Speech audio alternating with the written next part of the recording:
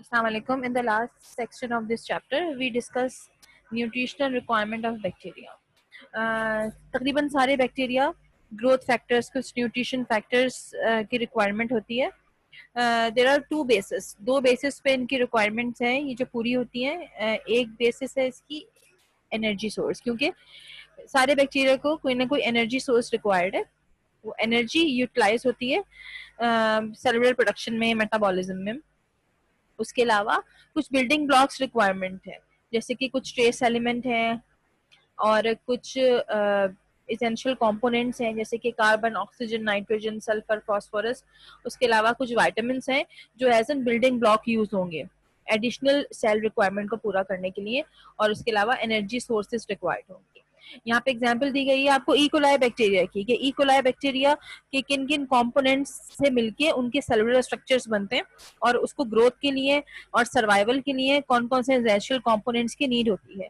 तो एक dry wait लिया इकोलाई का, तो उसके बाद सामने आया कि carbon, oxygen, nitrogen, hydrogen, phosphorus, sulphur, potassium, calcium, magnesium, chlorine, iron and some trace element are required for their proper growth and nourishment. Carbon, oxygen ज्यादा क्वांटिटी में रिक्वायर्ड है, 50% कार्बन और 20% ऑक्सीजन. और उसके बाद साइमल्टेनियसली इसका रेट डिक्रीज होता चला जा रहा है एसेंशियल कंपोनेंट्स का. और ट्रेस एलिमेंट और कुछ मिनरल्स, इलेक्ट्रोलाइट्स ऐसे हैं जो कुछ अमाउंट में रिक्वायर्ड है, लेकिन बेसिक रिक्वायरमेंट एक इकोलाई बैक्टीरिया की जो आपके गट में मौजूद होता है और एनवायरनमेंट में मौजूद होता है, इस इकोलाई बैक्टीरिया की जो एसेंशियल रिक्वायरमेंट है वो कार्बन, नाइट्रोजन, ऑक्सीजन से पूरी हो रही है. लेकिन जरूरी नहीं है कि हर बैक्टीरिया की या हर माइक्रो ऑर्गेनिजम्स की यही सेम रिक्वायरमेंट हो. They are a variety of micro organisms कि जिनकी ये रिक्वायरमेंट वेरी करती रहती है फ्रॉम स्पीशीज टू स्पीशीज. उसके अलावा हम दो बेसिस पे डिस्कस करेंगे. एक तो ये होगी कि न्यूट्रिशनल रिक्वायरमेंट क्या है, उसके अलावा इन्वायरमेंटल रिक्वायरमेंट क्या है. तो हम इसको मजीद प्रोसीड करते हैं. न्यूट्रिशनल रिक्वायरमेंट में ये कि सारे बैक्टीरिया की जो न्यूट्रिशन रिक्वायरमेंट है वो चेंज होती रहती है. डाइवर्सिटी मौजूद है न्यूट्रिशन रिक्वायरमेंट में, लेकिन अब मेजॉरिटी ऑफ बैक्टीरिया, तकरीबन सारे बैक्टीरिया जो हैं वो कार्बन सोर्स को यूटिलाइज करते हैं. ठीक है, एनर्जी सोर्स या इलेक्ट्रॉन सोर्स, उसके अलावा जो है कार्बन सोर्स, ये बहुत जरूरी होती है तकरीबन सारे बैक्टीरिया को सर्वाइव करने के लिए और रेप्लिकेट करने के लिए. अभी मैं सिर्फ बैक्टीरिया की बात करूंगी क्योंकि इस चैप्टर में बैक्टीरिया का ही तस्करा है और बैक्टीरिया से रिलेटेड ही चैप्टर है. वायरस को जब डिस्कस करेंगे तो वायरस के लिहाज से बात होगी. ठीक है, एनर्जी सोर्स कौन कौन सी है? फोटोट्रॉप्स बैक्टीरिया होंगे कि जो रेडिएंट एनर्जी यानी कि यूवी लाइट को यूज कर रहे होंगे, सनलाइट को यूज कर रहे होंगे as a primary energy source. कुछ ऐसे होंगे जो कीमोट्रॉप्स होंगे. कीमोट्रॉप्स कौन से होंगे? जो रिलाय करते होंगे केमिकल कंपाउंड्स में for their energy production. Electron source कौन कौन सी होंगी? ऑर्गेनिज्म रिक्वायर करेंगे source of electron for their metabolism. Electron pair पे डिपेंड करेंगे और इलेक्ट्रॉन को यूज करेंगे. बेसिकली जो है वाटर से हमें हासिल होता है हाइड्रोजन. ठीक है, हाइड्रोजन ही as an electron donor use होगा और इलेक्ट्रॉन सोर्स यूज होगा फॉर देयर प्रॉपर मेटाबॉलिज्म. तो लिथोट्रॉप्स कौन से होंगे? जो रिड्यूस इनऑर्गेनिक कंपाउंड जैसे कि वाटर का यूज करेंगे और वाटर में हाइड्रोजन मौजूद है तो वो एज एन इलेक्ट्रॉन डोनर के तौर पे यूज होगा. अच्छा, लिथोट्रॉप्स की फर्दर फिर सब डिविजन है दो. कीमोलिथोट्रॉप्स जो यूज कर रहे हैं chemical compound as a source of energy, as well inorganic compound as electron source. उसके अलावा फोटोलिथोट्रॉप्स हैं जो कि क्या यूज कर रहे हैं? लाइट को यूज कर रहे हैं. फोटो का जिक्र आ गया तो यहाँ पे लाइट यूज हो रही है एज एन एनर्जी सोर्स और इनऑर्गेनिक कंपाउंड यूज हो रहे हैं जैसे कि water as an electron source. ठीक है. अच्छा, इसकी फिर सेकंड टाइप आ जाती है. एक तो थे लिथोट्रॉप जो यूज कर रहे थे इनऑर्गेनिक कंपाउंड्स को. फिर आ जाएंगे ऑर्गेनोट्रॉप्स. ऑर्गेनोट्रॉप कौन से होंगे? नाम से जाहिर है कि वो यूज हो रहे हैं, वो यूटिलाइज कर रहे हैं ऑर्गेनिक कंपाउंड को as electron donor. Use chemical compound, तो कीमो का जिक्र आ गया तो केमिकल का भी जिक्र आ गया, तो केमिकल कंपाउंड यूज हो रहे हैं as an source of energy and organic compound as an electron source. और फोटो ऑर्गेनोट्रॉप्स कौन से होंगे? जो लाइट को यूज करेंगे as an source of energy, and electron source कौन सी होगी उनकी? कोई भी ऑर्गेनिक कंपाउंड उनकी इलेक्ट्रॉन सोर्स. ठीक है. अच्छा, अब हम बात करेंगे डिटेल में कार्बन सोर्स के बारे में. कार्बन सोर्स क्यों जरूरी है? बेसिकली सेलुलर कंपोनेंट्स को सिंथेसाइज करने के लिए, सेलुलर स्ट्रक्चर को कंप्लीट करने के लिए bacteria need carbon source. Carbon source आपके सेल वॉल में एसेंशियल कंपोनेंट के तौर पे यूज होती है। लिविंग सेल वॉल में, लिविंग ऑर्गेनिजम्स के सेल वॉल में, जैसे कि बैक्टीरिया को मैंने सेल वॉल जब डिस्कस किया था तो मैंने बताया था ये जो कार्बन की बैकबोन मौजूद है, जो आपके फॉस्फोलिपिड बायलेयर थी जिसमें नैम और नैक फ्रेगमेंट थे, वो कहाँ पे अटैच जाके हो रहे थे? वो कार्बन बैकबोन पे जाके अटैच हो रहे थे। तो carbon source is a backbone, is a building block of any cellular structure, specially in the case of bacteria.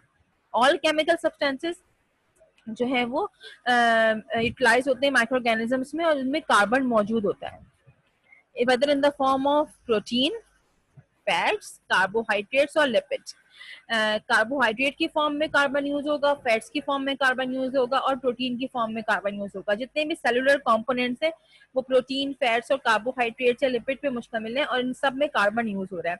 50% अमूमन ड्राई वेट होता है कार्बन का किसी भी बैक्टीरियम में, अगर आप देखें। ऑर्गेनिक मटेरियल से भी हासिल हो सकता है ये कार्बन। उसके अलावा ये कार्बन डाइऑक्साइड से भी ड्राइव किया जा सकता है बाय द बैक्टीरियम, यानी कि कार्बन डाइऑक्साइड से भी वो उसको यूटिलाइज करके कार्बन डाइऑक्साइड को कार्बन सोर्स हासिल कर सकते हैं। उसके अलावा ऑर्गेनिक मैटर से डायरेक्टली वो इन्वायरमेंट से डायरेक्टली कार्बन को ऑर्गेनिक मटेरियल से जो है वो ऑब्टेन कर लेंगे। अच्छा, फिर इसकी फर्दर सब डिवीजन आ जाएंगी, जो कौन से बैक्टीरिया हैं जो कार्बन को यूटिलाइज कर रहे हैं, और फिर उनको क्लासिफाई किया गया है एज एन ऑटोट्रॉप्स और हेटेरोट्रॉप्स। तो ऑटोट्रॉप्स कौन से होंगे? जो यूटिलाइज करेंगे कार्बन डाइऑक्साइड को as an source of carbon, and autotroph can synthesize organic molecules from inorganic compound। तो वो इनऑर्गेनिक कंपाउंड से भी ऑर्गेनिक मटेरियल को सिंथेसाइज करेंगे। Auto means they can utilize, they can synthesize carbon dioxide, और they can synthesize carbon from an inorganic compound. ठीक है, तो वो यूटिलाइज करेंगे कार्बन डाइऑक्साइड को और खुद उसको कंज्यूम कर लेंगे as a source of carbon. तो ये ऑटोमेटिकली ये काम कर रहे हैं, तो ये ऑटोट्रॉप्स हुए। हेटेरोट्रॉप्स कौन से होंगे? यूटिलाइज करेंगे ऑर्गेनिक कार्बन को, नेचुरली करेंगे कार्बन मौजूद है उसको यूटिलाइज करेंगे, and they cannot synthesize organic molecules from inorganic compound। ये केपेबल नहीं होंगे itself यूटिलाइज करने के, ये ऑर्गेनिक जो है कार्बन उसी पे रिलाई करेंगे। ठीक है, अच्छा, इनकी न्यूट्रिशन रिक्वायरमेंट के लिहाज से इनको प्लेस किया गया है डिफरेंट ग्रुप्स में, जिसको फोटो ऑटोट्रॉप्स कहेंगे। फर्दर इस कार्बन सोर्स पे रिलाई करते हुए हमने 4 सब डिविजन्स बनाई हैं: photo autotrophs, photo heterotrophs, chemo autotrophs and chemo heterotrophs. Photo autotrophs कौन थे हैं? जो लाइट सोर्स को यूज कर रहे हैं as an energy, and carbon dioxide को यूज कर रहे हैं as an source of carbon. इसमें आ जाएंगे बैक्टीरिया, जैसे कि green sulphur bacteria, purple sulphur bacteria and cyanobacteria. Algae and green plants इसमें आ जाएंगे।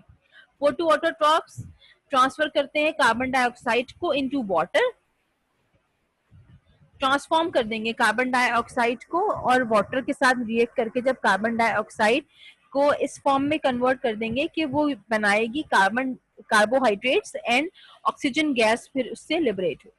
यानी कि फोटोट्रॉप्स ट्रांसफॉर्म करेंगे कार्बन डाइऑक्साइड और वाटर को इनटू कार्बोहाइड्रेट्स एंड ऑक्सीजन। ठीक है, तो वो ट्रांसफॉर्म करने के केपेबल होंगे, यानी कि एंड प्रोडक्ट क्या होगा? कार्बोहाइड्रेट बनेंगी और ऑक्सीजन गैस बनेगी through the process of photosynthesis. तो कार्बोहाइड्रेट यूज होगी एज एनर्जी सोर्स। साइनोबैक्टीरिया, उसके अलावा एल्गी, ग्रीन प्लांट्स क्या करते हैं? ये हाइड्रोजन एटम को यूज करेंगे वाटर में से, और रिड्यूस करेगा वो हाइड्रोजन एटम किसको?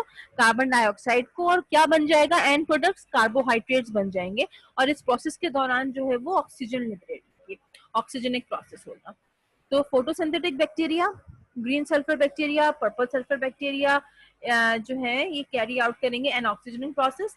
और उसके अलावा ये जो बैक्टीरिया जिनमें ग्रीन कंपोनेंट नहीं होता, जो फोटोसिंथेटिक नहीं कर पाएंगे, फिर वो यूज करेंगे सल्फर को, सल्फर कंपाउंड को, और वो रिड्यूस करेगी हाइड्रोजन गैस को, और कार्बन डाइऑक्साइड यानी कि रिड्यूस हो जाएगी, और उसके बाद जो है वो ऑर्गेनिक कंपाउंड्स बन जाएंगे और वो उसको यूज करेंगे। नेक्स्ट आ जाइए, नेक्स्ट है फोटो हेटेरोट्रॉप। फोटो हेटेरोट्रॉप यूज करेंगे लाइट को एज एन एनर्जी सोर्स। उसके अलावा एनर्जी सोर्स को लाइट यूज करने के बाद ये कार्बन डाइऑक्साइड को कन्वर्ट कर देंगे एज एन एनर्जी सोर्स में। ठीक है, वो एनर्जी सोर्स कौन सी होगी? वो एनर्जी सोर्स कार्बन सोर्स होगी, यानी कि वो कार्बन डाइऑक्साइड होगी। Instead they use organic compound as an carbon source, ये ऑर्गेनिक कंपाउंड को यूज करेंगे एज कार्बन सोर्स, और ये इनमें आ जाएंगे ग्रीन नॉन सल्फर बैक्टीरिया और purple non sulphur bacteria. Chemolithotrophs कौन से होंगे? कीमोलिथोऑटोट्रॉप्स वो होंगे जो इनऑर्गेनिक कंपाउंड को, यानी कि सल्फर कंटेनिंग यानी कि hydrogen sulphide, sulphur ammonia nitrates, hydrogen gas और आयरन को as an energy source use करेंगे, और कार्बन डाइऑक्साइड को मेन कार्बन सोर्स के तौर पे यूज करेंगे। कीमोलिथोट्रॉप्स कौन से होंगे? Chemolithoautotrophs, auto means carbon dioxide को यूज करेंगे, ऑटोमेटिकली यूटिलाइज करेंगे, कार्बन सोर्स हासिल हो जाएगी उससे, और उसके अलावा ये जो इनऑर्गेनिक कंपाउंड होंगे उसको यूज करेंगे एज एनर्जी सोर्स, जैसे कि iron, hydrogen gas, nitrates, ammonia, hydrogen sulphide, sulphur वगैरह। अब आ जाइए कीमो ऑर्गेनो हेट्रोट्रॉप्स, ये यूज करेंगे ऑर्गेनिक कंपाउंड को both as an energy source and as an carbon source. इसमें आ जाएंगे saprophyte and parasite. Saprophytes use rely करते हैं डेड ऑर्गेनिक मैटर पे, और पैरासाइट्स लिविंग क्रिएचर्स पे रिलाई करते हैं, और वहां से ये अपनी न्यूट्रिशन हासिल करेंगे। ज्यादातर बैक्टीरिया, प्रोटोजोआ, फंजाई और दूसरे एनिमल जो है वो कीमो ऑर्गेनो हेट्रोट्रॉप्स होते हैं। इनके ज्यादातर कौन से हैं? जो पैरासाइट होते हैं या सेप्रोफाइट्स होते हैं।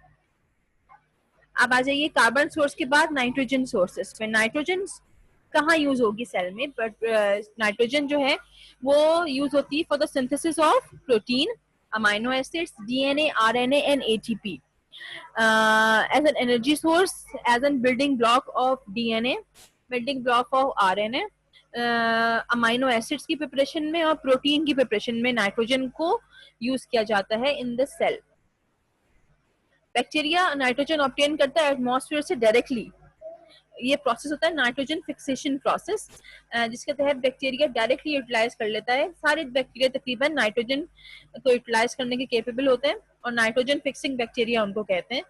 तो ये डायरेक्टली जो है, जैसे कि राइजोबियम बैक्टीरिया और एस्टोबैक्टर बैक्टीरिया, ये सारे बैक्टीरिया जो है वो सॉइल से नाइट्रोजन की जो है वो कंजम्पशन करते हैं और उसको यूज करते हैं for the preparation of proteins, amino acids, DNA and RNA. Organism की वैरायटी पे डिपेंड करेगा कि वो नाइट्रोजन की कौन सी फॉर्म यूज कर रहा है। वो प्योर नाइट्रोजन यूज कर रहा है, वो नाइट्रेट्स यूज कर रहा है, अमोनिया यूज कर रहा है, या ऑर्गेनिक नाइट्रोजन कंपाउंड यूज कर रहा है, लेकिन वो अपनी नाइट्रोजन सोर्स गेन करेगा डायरेक्टली फ्रॉम द एटमॉस्फेयर। ठीक है, कुछ मिनरल्स भी रिक्वायर्ड होंगे। मिनरल्स में आ जाइए सल्फर, फास्फोरस एंड कुछ ट्रेस एलिमेंट्स। सल्फर यूज होता है to synthesize sulphur containing amino acid. कुछ अमाइनो एसिड्स ऐसे हैं जिनमें सल्फर ग्रुप लगा होता है, तो उनकी प्रिपरेशन के लिए हमें सल्फर की रिक्वायरमेंट होगी। और कुछ वाइटामिन भी ऐसे हैं कि जिनमें सल्फर कॉम्पोनेंट इन्वॉल्व होगा। सल्फर यूज होता है कुछ वाइटामिन की प्रिपरेशन के लिए, स्पेशली बी कॉम्प्लेक्सेस के लिए, तो उसके लिए फिर हमें सल्फर की नीड होगी सेल को। डिपेंडिंग अपॉन द ऑर्गेनिज्म की वैरायटी पर डिपेंड करेगा कि वो सल्फेट्स फॉर्म यूज कर रहा है, हाइड्रोजन सल्फाइड की नीड है उससे, या सल्फर कंटेनिंग अमाइनो एसिड्स की नीड है, जो कि सल्फर सोर्स को उसकी पूरा कर रही है, सल्फर की रिक्वायरमेंट को जो है वो फुलफिल कर रही है।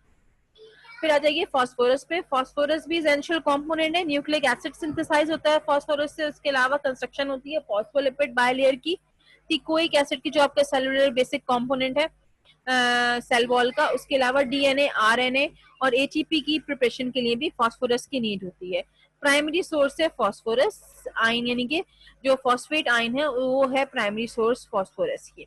तकरीबन सारे जो है बैक्टीरिया वो फॉस्फेट आयन को यूज करते हैं for the preparation of phospholipids, teichoic acid, DNA and RNA.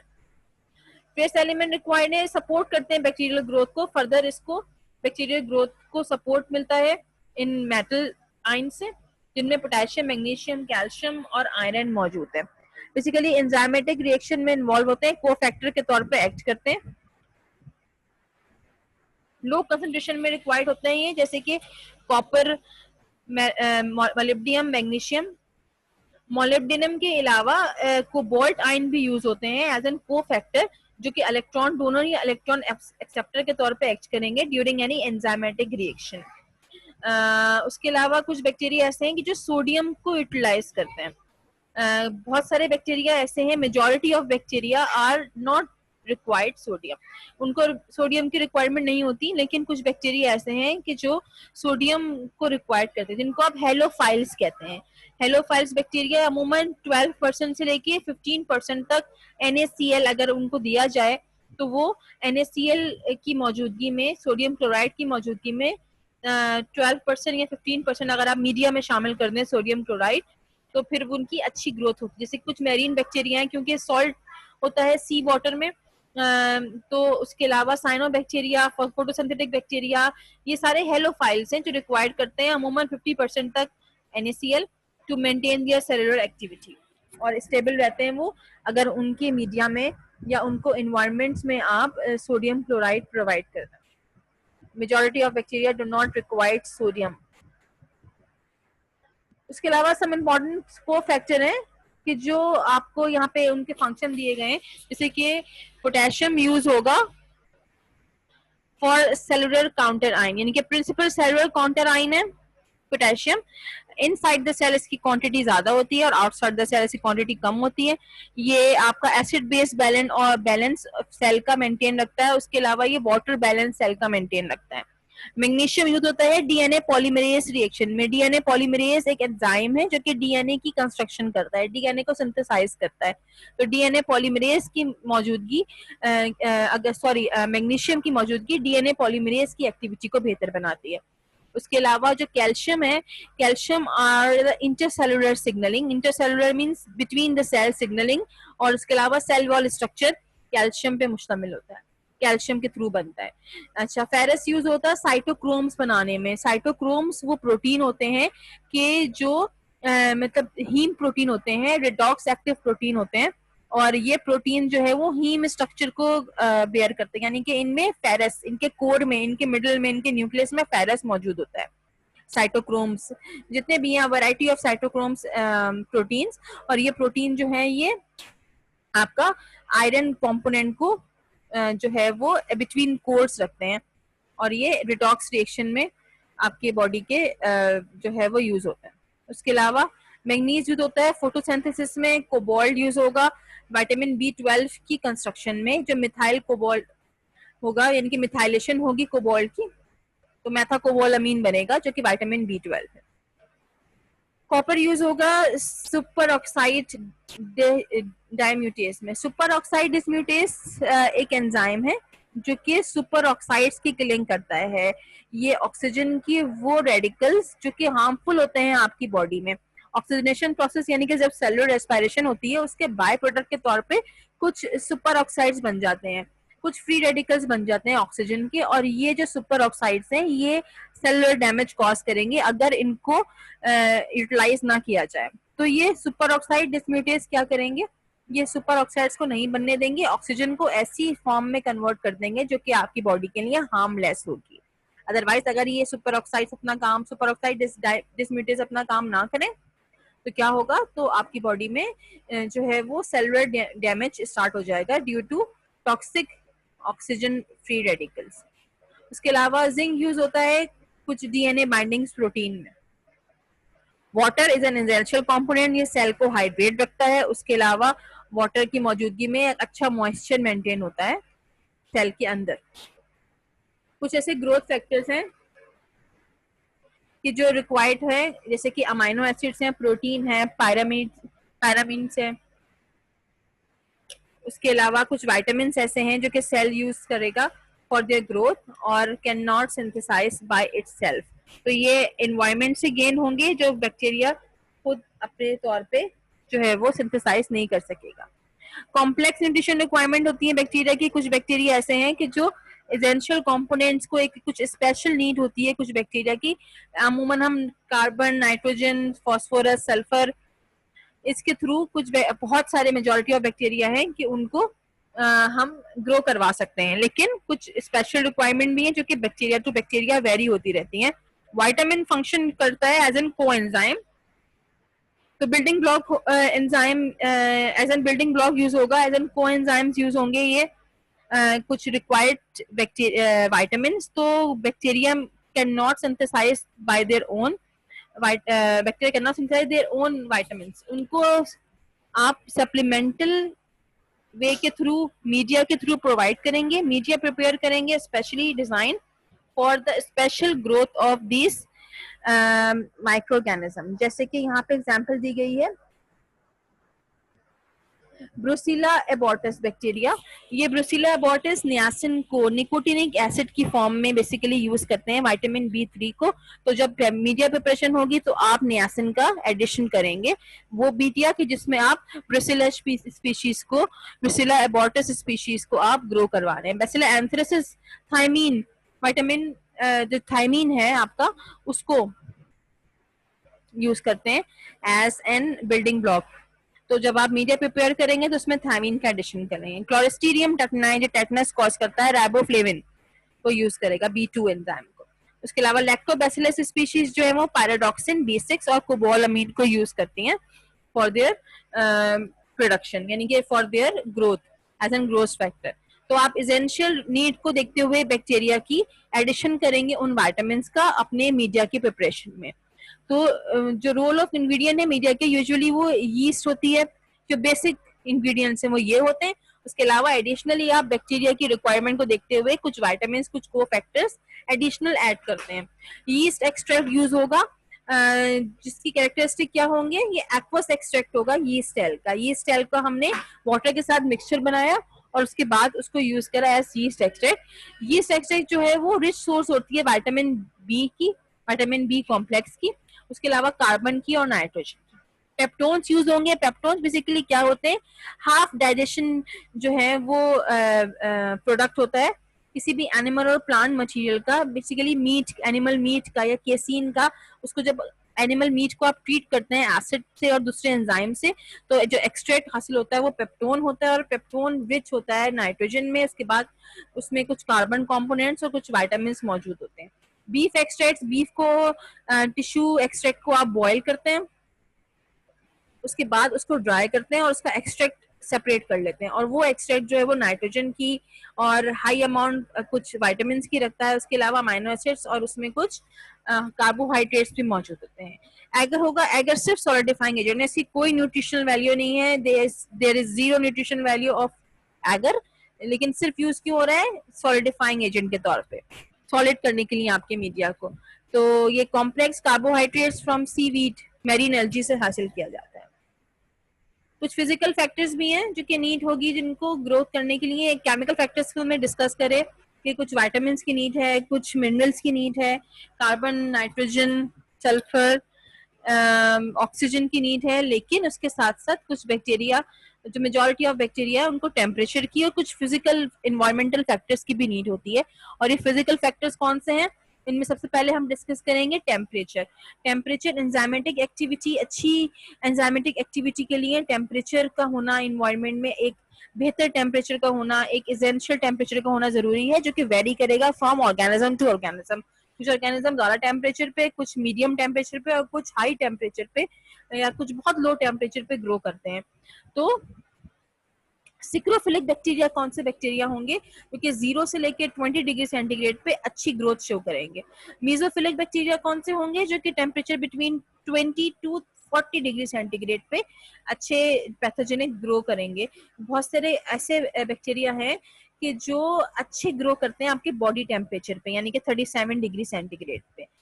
Thermophilic bacteria कौन से, थर्मोलिबाइल बैक्टीरिया, थर्मोफिल्स जिसको आप कहेंगे, ये bacteria higher than 40 degree centigrade पे अच्छे सरवाइव करते हैं और ग्रो करते हैं। मिनिमम और मैक्सिमम जो ग्रोथ टेम्परेचर है वो हर स्पीशीज के लिहाज से चेंज होता है, और वो टेम्परेचर जिसपे कोई भी स्पीशीज सबसे बेस्ट ग्रो करती है वो टेम्परेचर उसका होता है ऑप्टिमम ग्रोथ टेम्परेचर। तो हर बैक्टीरिया का अपना, हर स्पीशीज का अपना एक ऑप्टिमम ग्रोथ टेम्परेचर होता है जिसके थ्रू हम उसको ग्रो करवाते हैं। तो इंक्यूबेटर में हम वो टेम्परेचर ही सेट करेंगे जो उसका ऑप्टिमम ग्रोथ टेम्परेचर है। किसी बैक्टीरिया का अगर 35 डिग्री सेंटीग्रेड या 37 डिग्री सेंटीग्रेड है तो हम इंक्यूबेटर में वो टेम्परेचर प्रोवाइड करेंगे मीडिया में जब ऑर्गेनिज्म को हम ग्रो करवाएंगे। अदरवाइज किसी का 60 डिग्री सेंटीग्रेड है तो हम 60 ही इंक्यूबेटर में प्रोवाइड करेंगे। तो ये ऑप्टिमम ग्रोथ टेम्परेचर वेरी करेगा फ्रॉम स्पीशीज टू स्पीशीज। कुछ गैसियस रिक्वायरमेंट है, उसमें सबसे पहले बात आएगी ऑक्सीजन की।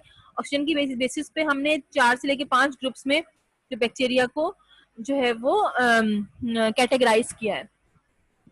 ज्यादातर ऑक्सीजन यूज करने वाले बैक्टीरिया एरोबिक बैक्टीरिया होंगे और जो सेलुलर रेस्पिरेशन के थ्रू जो है वो ऑक्सीजन को यूटिलाइज करेंगे as an final electron acceptor के तौर पे। लेकिन कुछ बैक्टीरिया ऐसे भी हैं जो कि एनारोब्स हैं, जो विदाउट ऑक्सीजन अच्छा ग्रो करेंगे। तो on the basis of this हमने कुछ ग्रुप्स में उनको प्लेस किया है। पहला ग्रुप है ऑब्लिगेट एरोब्स।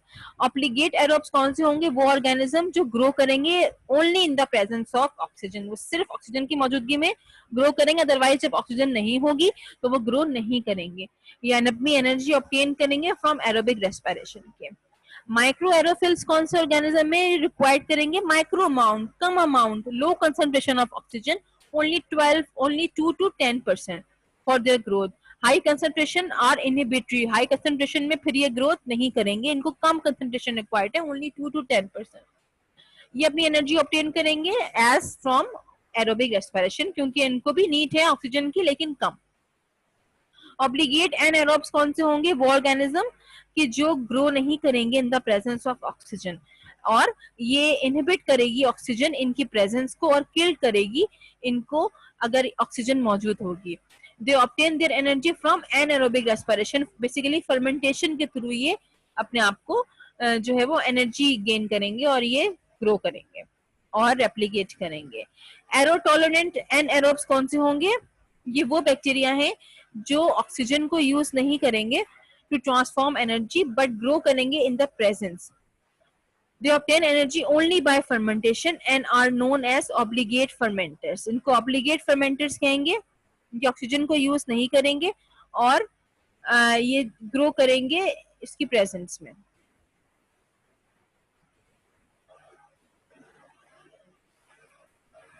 नेक्स्ट आ जाइए, फैकल्टेटिव एनारोब्स। वो ऑर्गेनिज्म है जो ग्रो करेंगे विद और विदाउट ऑक्सीजन, यानी कि ऑक्सीजन के होने से या ना होने से इनको कोई फर्क नहीं पड़ेगा। दे कैन ग्रो विथ और विदाउट ऑक्सीजन, बट अगर ऑक्सीजन होगी तो फिर ये ज्यादा बेहतर ग्रो करेंगे, लेकिन ऑक्सीजन ना भी हो तब भी ये ग्रो कर जाएंगे। They obtain their energy from aerobic respiration, अगर ऑक्सीजन प्रेजेंट होगी तो एरोबिक रेस्पिरेशन के थ्रू ये अपनी एनर्जी गेन करेंगे, और अगर ऑक्सीजन एब्सेंट होगी तो ये फर्मेंटेशन के थ्रू अपनी एनर्जी गेन करेंगे। ज्यादातर बैक्टीरिया जो है, majority of bacteria are facultative anaerobes, अगर ऑक्सीजन मौजूद है तब भी ये ग्रो कर जाएंगे, नहीं है तब भी ये ग्रो कर जाएंगे। Anaerobic bacteria are killed by oxygen और टॉक्सिक ऑक्सीजन रेडिकल्स। जो एनारोबिक बैक्टीरिया हैं वो किल क्यों हो जाते हैं ऑक्सीजन की मौजूदगी में और टॉक्सिक ऑक्सीजन रेडिकल की मौजूदगी में? इसका बेसिकली 2 से लेकर 3 रीजंस हैं। या तो ये रीजन है कि इनके पास साइटोक्रोम सिस्टम मौजूद नहीं है, ऑक्सीजन मेटाबॉलिज्म नहीं होती, कोई हीम कंपोनेंट मौजूद नहीं है, तो फिर वो टॉक्सिक मेटाबोलाइट्स में कन्वर्ट हो जाती है और सेल की किलिंग हो जाती है। उसके अलावा सुपर ऑक्साइड डिसम्यूटेज की भी लो कंसंट्रेशन है। ये सुपर ऑक्साइड डिसम्यूटेज क्या है कि ये जो सुपर ऑक्साइड्स बनते हैं, ऑक्सीजन के जो हार्मफुल रेडिकल्स होते हैं वो किल नहीं हो पाते, और ऑक्सीजन जो हार्मफुल रेडिकल्स बनते हैं वो आपके सेल को, बैक्टीरियल सेल को किल कर देते हैं। उसके अलावा कैटलिस्ट मौजूद नहीं होता, या तो कैटलिस्ट की गैर मौजूदगी में क्या होगा, ऑक्सीजन जो है वो प्रॉपर जो है ट्रांसफॉर्म नहीं हो सकेगी। अच्छा, कार्बन डाइऑक्साइड, सारे बैक्टीरिया को कार्बन डाइऑक्साइड की नीड होती है। मोस्टली बैक्टीरिया कार्बन डाइऑक्साइड को प्रोड्यूस करते हैं, यूटिलाइज करते हैं, और कुछ बैक्टीरिया को एडिशनल सप्लीमेंटल कार्बन डाइऑक्साइड दी जाती है मीडिया की फॉर्म में या एनवायरनमेंट की फॉर्म में। आप सप्लीमेंटल देते हैं, आप एडिशनल जो है वो कार्बन डाइऑक्साइड प्रोवाइड करते हैं फॉर देयर प्रॉपर ग्रोथ। तो वो बैक्टीरिया की जो सप्लीमेंटल ऑक्सीजन की कार्बन डाइऑक्साइड की नीड रखते हैं वो ऑर्गेनिज्म कहलाए जाते हैं कैप्नोफिलिक बैक्टीरिया, जैसे कि ब्रुसिला एबॉर्टिस। बेटर ये इनकी प्रेजेंस हो, अगर कार्बन डाइऑक्साइड का 5% इनको कंसंट्रेशन प्रोवाइड कर दी जाए एनवायरनमेंट में तो ये बेटर ग्रो करेंगे। इसके अलावा पीएच सेंसिटिव भी होते हैं बैक्टीरिया। अगर कुछ बैक्टीरिया ऐसे हैं जिनको आप देखेंगे, mostly pathogenic bacteria are neutrophiles bacteria. Neutrophiles mean ये न्यूट्रल पीएच पे अच्छे ग्रो करेंगे, 5 to 8, नियर टू न्यूट्रल और न्यूट्रल पीएच पे 5 to 8 पीएच पे ये अच्छे ग्रो करेंगे। एसिडोफिल्स कौन से? जो एसिडिक मीडियम में अच्छे ग्रो करेंगे, यानी कि बिलो 5.5 अगर चली जाएगी तो ये एसिडोफिल्स होंगे। एल्कलीफिल्स कौन से होंगे? जो अबव 8.5 पीएच पे अच्छा ग्रो कर जाएंगे। तो पीएच वेरी करेगी from species to species. Osmosis, osmosis यानी कि आपका सेलुलर बेसिस, आपके जो सेल के अंदर वाटर की एंट्री और वाटर की एग्जिट। ये ऑस्मोसिस प्रोसेस मींस आपके सेल, बैक्टीरियल सेल को एनवायरनमेंट कैसा मिल रहा है, osmotic pressure outside the cell या इनसाइड द सेल कितना डिसिमिलर है, ये बहुत डिपेंड करेगा सेल की सर्वाइवल में। ऑस्मोसिस क्या प्रोसेस है, डिफ्यूजन है वाटर की अक्रॉस द मेम्ब्रेन। मेम्ब्रेन कौन सी, सेलुलर मेम्ब्रेन बैक्टीरिया की, उसके अंदर कितना वाटर आ रहा है, कितना बाहर जा रहा है, ये वाटर की entry across the membrane from the concentration of higher to lower, ये ऑस्मोसिस प्रोसेस है। अच्छा, ऑस्मोसिस जो है वो पोटेंशियल एनर्जी प्रोवाइड करता है, इसमें कोई मेटाबॉलिक एनर्जी नहीं होती, लेकिन वाटर मॉलिक्यूल्स की स्मॉल ओपनिंग के थ्रू एंट्री होती है और एग्जिट होती है। ये स्मॉल ओपनिंग कौन सी होंगी, आपके साइटोप्लाज्मिक मेम्ब्रेन में मैंने बताया था प्रोटीन्स मौजूद होंगे। एक्वापोरिन्स क्या होंगे, वो प्रोटीन है कि जो वाटर की एक्सचेंज कर रहे हैं, एज एन चैनल्स यूज हो रहे हैं साइटोप्लाज्मिक मेम्ब्रेन में मौजूद है, जो ट्रांसपोर्ट कर रहे हैं वाटर को in and out of the cytoplasm. अच्छा, ऑस्मोसिस के लिए जरूरी है कि सोल्यूशन पता हो। सोल्यूशन क्या होते हैं, कंसंट्रेशन, यानी कि सोल्यूशन में एक होता है सॉल्यूट, एक होता है सॉल्वेंट। तो वाटर की कितनी बाउंड अमाउंट मौजूद है और कितनी अनबाउंड अमाउंट मौजूद है, ये पता होना जरूरी है। बाउंड अमाउंट कौन सी होगी, कि जो उस सॉल्यूट के साथ उसको हल करने में जो है वो इन्वॉल्व होगी। जैसे कि मैंने अगर सॉल्यूट यूज किया है शुगर और वाटर को इसमें डिसॉल्व किया है, तो कितना वाटर लग रहा है उस शुगर को डिसॉल्व करने में, वो जाके वीक हाइड्रोजन बॉन्डिंग के थ्रू वो वाटर मॉलिक्यूल जो है वो शुगर के साथ बाउंड हो जाएंगे, और बाकी जो वाटर है वो फ्री फॉर्म में बच जाएगा, जो कि अनबाउंड वाटर होगा। अनबाउंड वाटर जो है वो एक्सचेंज होगा, वो इन और आउट ऑफ द सेल जो है वो मेम्ब्रेन के जरिए, पोर्स के जरिए अंदर या बाहर एक्सचेंज होता रहेगा, जो कि बाउंड वाटर जितना भी है वो एक्सचेंज नहीं होगा, क्योंकि वो बाउंड वाटर जो है वो उनका मॉलिक्यूलर साइज बढ़ जाएगा और वो जो ओपनिंग है, स्मॉल ओपनिंग, उनके थ्रू ट्रांसफर नहीं हो सकती। Only unbound or free water will transfer from in and out of the cell. तो वाटर मॉलिक्यूल बाउंड होगा सॉल्यूट के साथ, वो तो आप रहने दें, वो जरूरी नहीं होगा, वो जो है वो ट्रांसफर नहीं हो सकेगा ऑस्मोसिस प्रोसेस के थ्रू। ऑस्मोसिस प्रोसेस के थ्रू सिर्फ बाउंड अनबाउंड वाटर यानी कि फ्री वाटर ही एक्सचेंज होगा।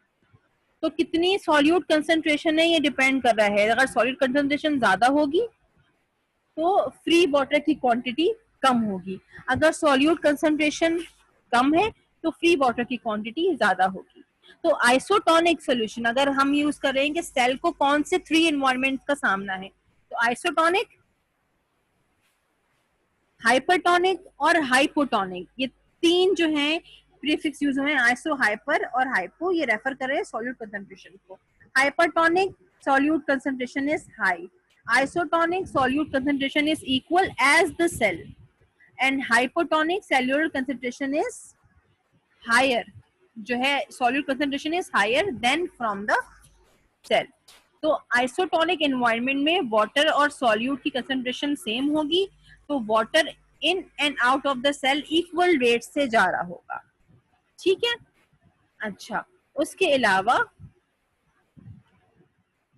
ऐसा इन्वायरमेंट के जो हाइपरटोनिक है उसमें वाटर की कंसंट्रेशन ज्यादा होगी इनसाइड द सेल और सॉल्यूट कंसंट्रेशन हायर होगी आउटसाइड द सेल, यानी कि interior of the cell is hypotonic, environment hypertonic है तो सेल का इंटीरियर हाइपोटोनिक होगा।